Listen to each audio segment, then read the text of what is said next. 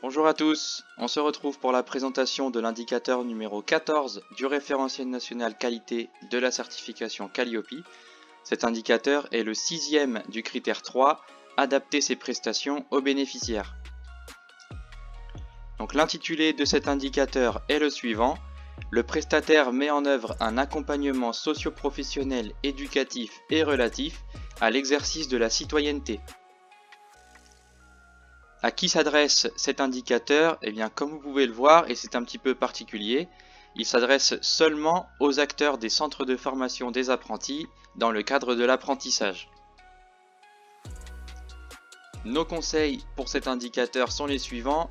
Tout d'abord que l'accompagnement socio-professionnel est constitué d'ateliers divers. Alors l'accompagnement socio-professionnel, qu'est-ce que c'est? C'est tout simplement tout ce qui va favoriser l'apprentissage des compétences et l'insertion sur le marché du travail. Donc ça peut se traduire par des interventions qui facilitent le développement personnel, des activités culturelles et sportives, une aide aux démarches administratives et personnelles, la réalisation de bilans de compétences ou de bilans personnels, etc. Donc pour cet indicateur, il s'agira de démontrer la bonne mise en œuvre de ces pratiques et de cet accompagnement. On continue avec les pièges à éviter et les non-conformités.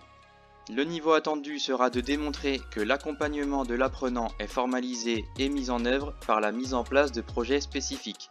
Comme on a pu le voir précédemment, il existe une multitude de projets qui s'inscrivent dans cette démarche d'accompagnement socio-professionnel.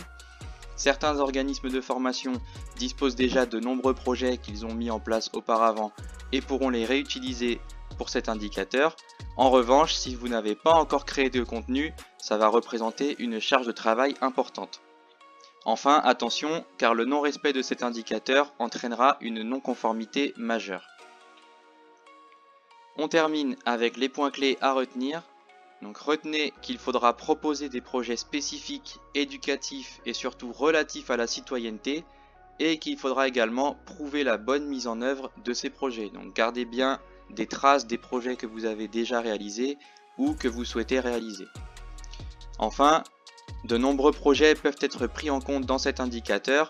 En effet, il existe une multitude de possibilités comme la restauration par exemple, l'hébergement sur place, le transport, les activités culturelles, etc. Donc n'hésitez pas à être créatif sur cet indicateur. Voilà pour l'indicateur numéro 14 du référentiel national qualité. On se retrouve pour la suite dans les prochaines vidéos. À très vite!